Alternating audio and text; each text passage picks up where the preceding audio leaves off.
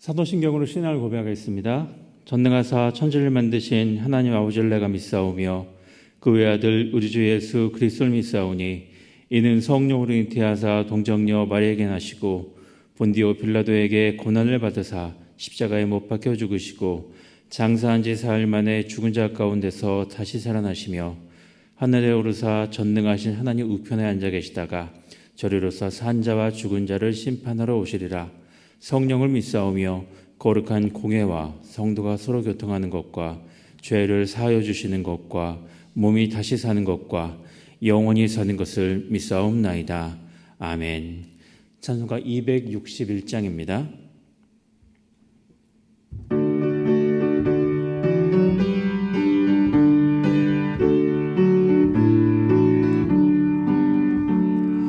이 세상의 모든 죄를 밝히시는 주의 보혈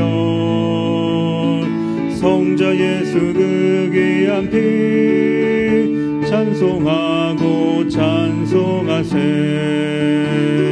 주님 앞을 멀리 떠나 길을 잃고 헤맬 때에 나의 뒤를 따라오사 친히 구원하셨도다.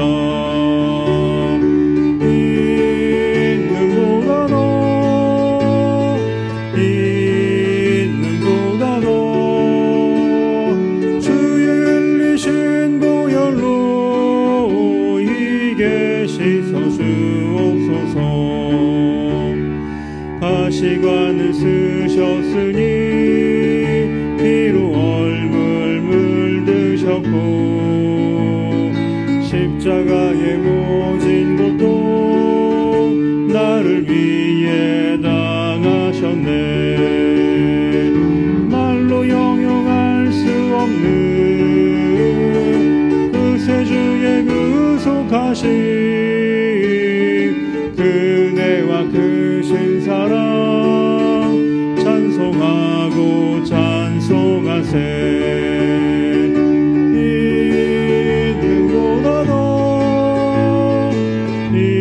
있는보다 더 주의 흘리신 보혈로 이 계시서 주옵소서.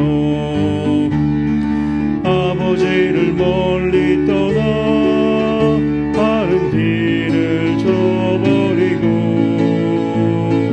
여러 가지 죄악으로 주홍같이 되었으니 물 같은 것 가지고는 씻을 수가 아주 없네. 주여 귀한 보배 피로 날 정결케 하옵소서.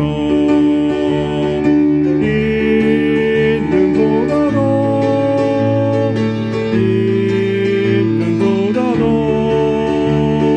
주의 흘리신 보혈로 이 계시서 주옵소서.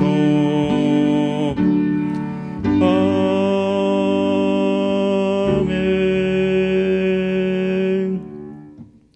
하나님 말씀은 마태복음 22장입니다. 앉아서 교독하겠습니다.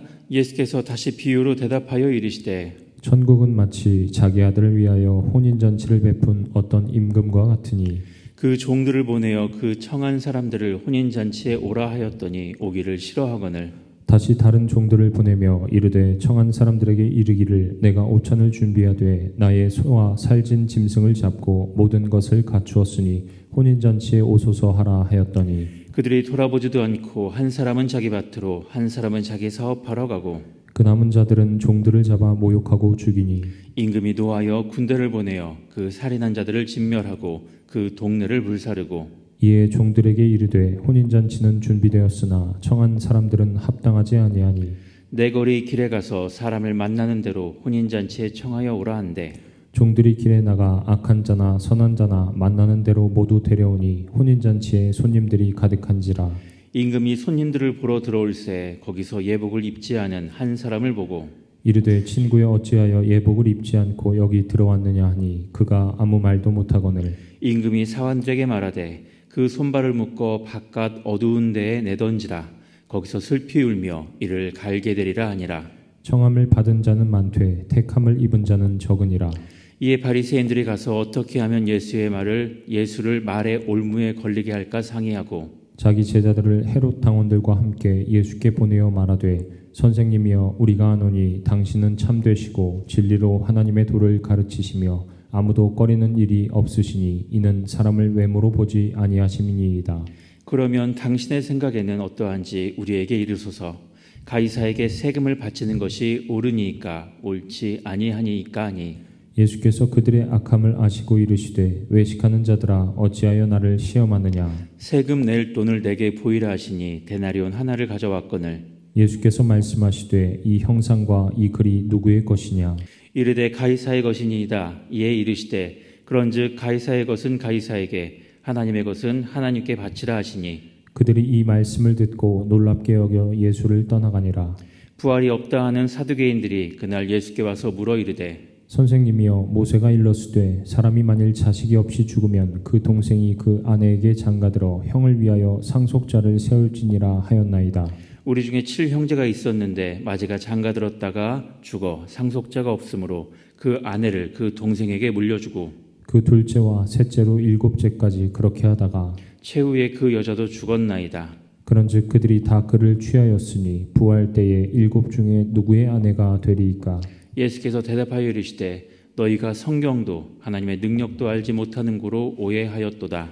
부활 때에는 장가도 아니가고 시집도 아니가고 하늘에 있는 천사들과 같으니라. 죽은 자의 부활을 논할진대 하나님이 너희에게 말씀하신 바 나는 아브라함의 하나님이요 이삭의 하나님이요 야곱의 하나님이로라 하신 것을 읽어보지 못하였느냐. 하나님은 죽은 자의 하나님이 아니요 살아있는 자의 하나님이시니라 하시니 무리가 듣고 그의 가르치심에 놀라더라.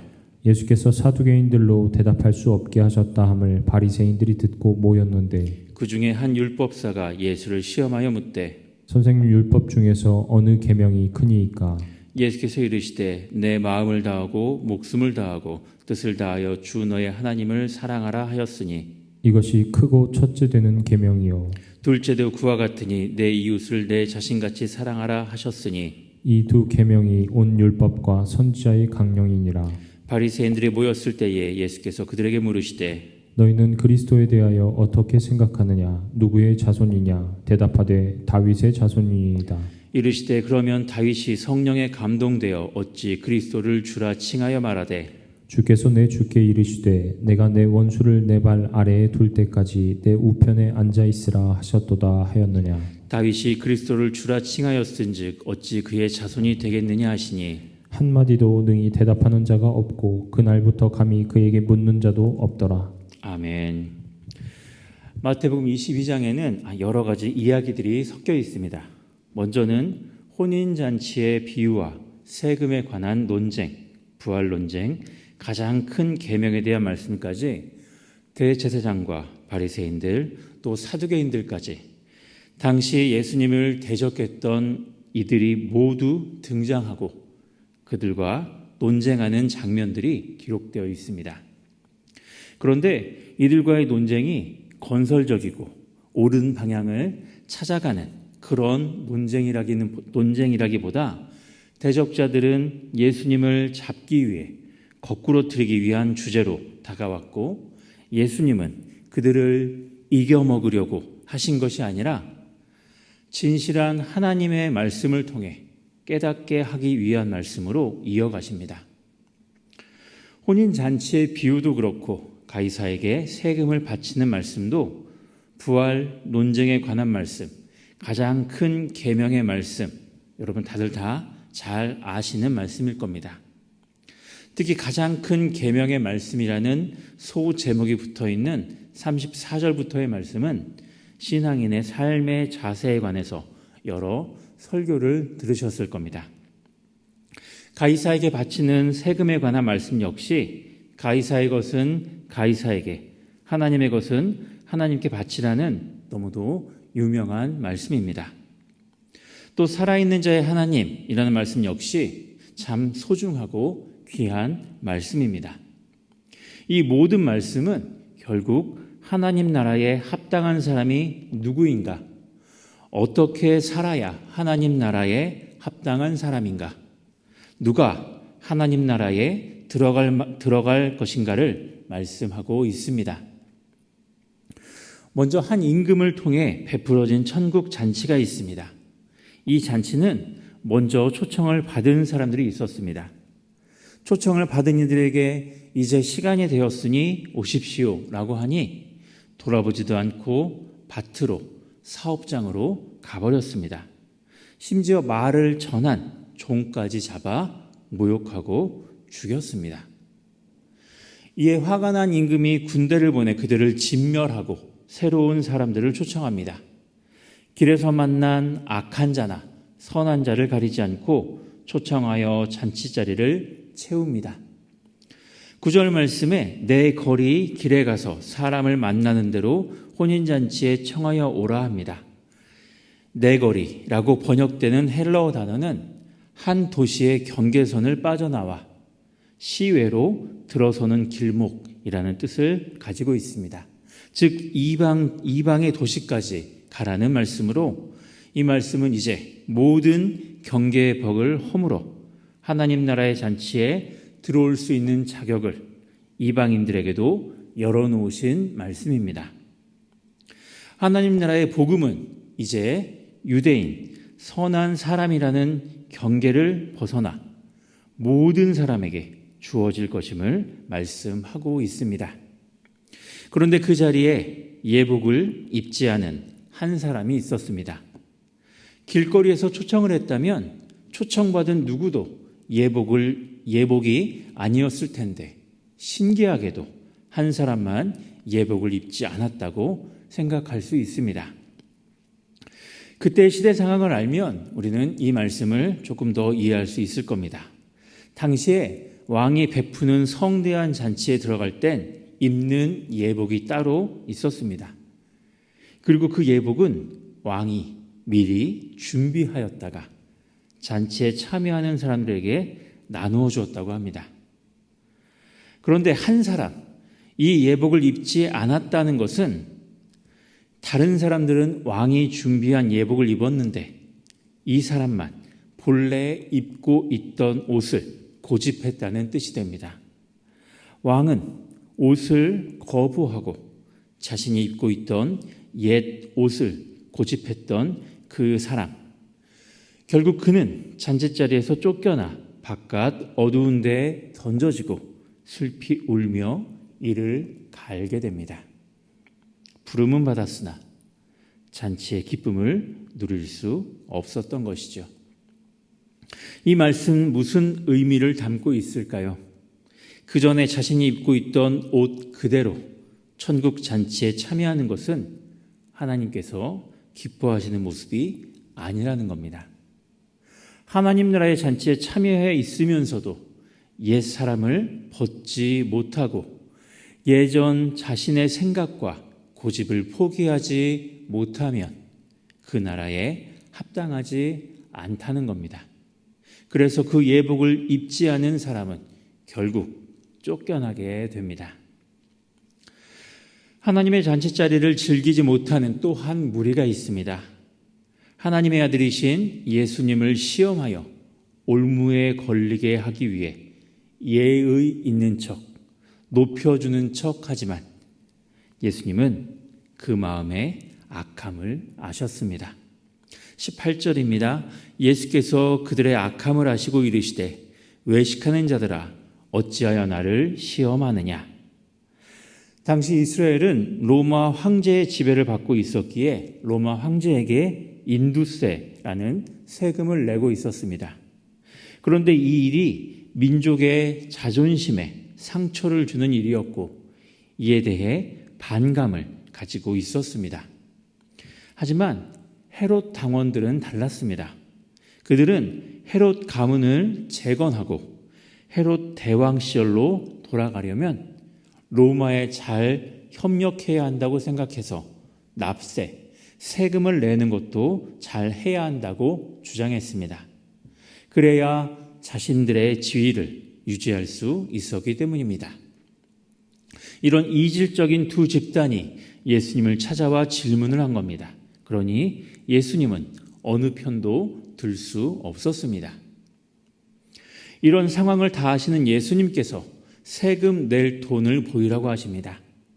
예수님께서는 데나리온 하나를 손에 들고 당신에게 질문하던 바리새인과 헤롯 당원에게 묻습니다. 20절 말씀입니다. 예수께서 말씀하시되 이 형상과 이 글이 누구의 것이냐? 질문을 받은 그들은 가이사의 것이라고 대답합니다. 그 대답을 들으신 예수님이 말씀합니다. 가이사의 것은 가이사에게, 하나님의 것은 하나님께 바치라. 여러분, 이 땅 모두는 하나님의 통치 아래에 있습니다. 하나님의 통치와 주권을 벗어나는 세상의 권력이나 주권은 없습니다. 하나님의 것이 아닌 가이사, 황제의 것은 없다는 말씀입니다. 하나님의 것을 하나님께 드리라는 가르침입니다. 하나님의 것을 하나님께 드릴 수 있는 저와 여러분 되실 수 있길 원합니다.